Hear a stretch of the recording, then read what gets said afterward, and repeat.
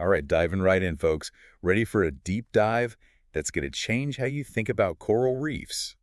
Always. Today, we're going beyond the pretty pictures and getting into something most people never consider, the sounds of a living reef. Yeah, we're so used to those silent underwater shots in nature documentaries. Right, all peaceful and serene. But real reefs, they're anything but quiet. So this isn't just about some cool ocean noises, right? We're Mm. talking about sounds that actually matter for the ecosystem and for the scientists who study them. Exactly. The soundscape of a reef, it's like a hidden language telling us about the health, the connections, all the stuff going on down there.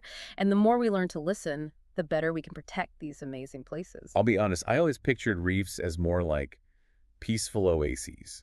Hmm. Never thought of them as noisy. So where do we even begin to decode this underwater talk? Well, got to start with the locals, right? The fish. Everyone knows whales sing, but fish are pretty chatty too. Wait, hold on. Fish talking? Seriously? Oh, yeah, totally. They may not have vocal cords like us, but they've evolved all these ways to make noise, especially important when you can't always see clearly underwater. So it's like they need sound to communicate. Makes a huge difference. Like, take grunts. Those fish actually grind their teeth together to make a warning sound. Then you got dam shellfish using pops and clicks to attract mates. Wow, so it's like an underwater dating scene with all this clicking and popping going on? Pretty much. Shows you just how complex their social lives are. But fish aren't the only ones making racket on the reef. Ever heard of snapping shrimp? Snapping shrimp. I mean, the name itself sounds kind of noisy. They live up to it.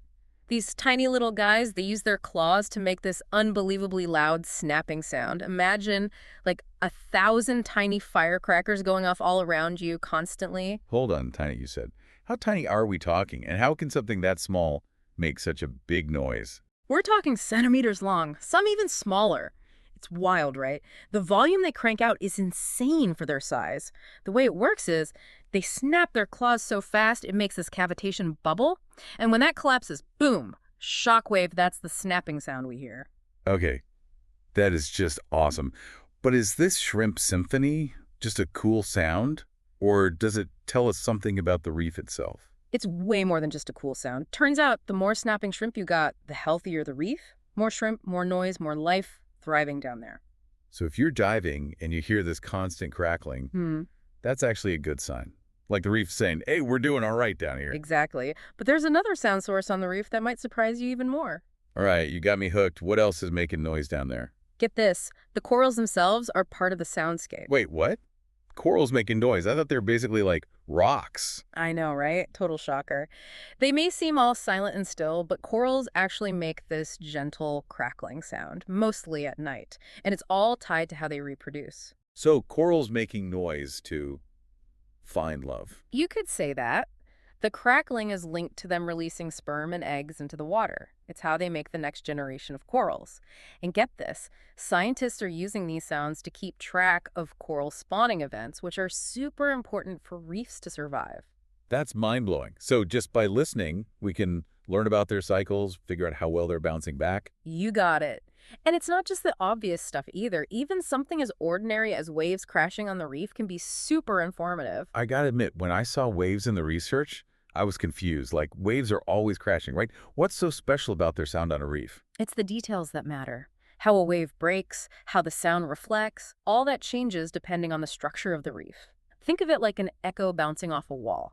A healthy reef, all complex and full of life, that'll create a different sound pattern than a damaged one. So scientists can basically hear how healthy a reef is just by listening to the waves around it. Exactly. It's like having a remote checkup on the reef's condition. Super helpful for monitoring huge areas without having to dive everywhere. But there's another side of the sonic world we gotta talk about. The human noise we add to the mix. Yeah, our contribution to the underwater concert. I'm guessing it's not always the most harmonious addition. Sadly not. All our boat engines, sonar, all that stuff, it creates this growing wall of sound underwater, and that can mess with marine life in a lot of ways. Fish use sound to communicate, so all that extra noise makes it harder to find mates, defend territory, you name it.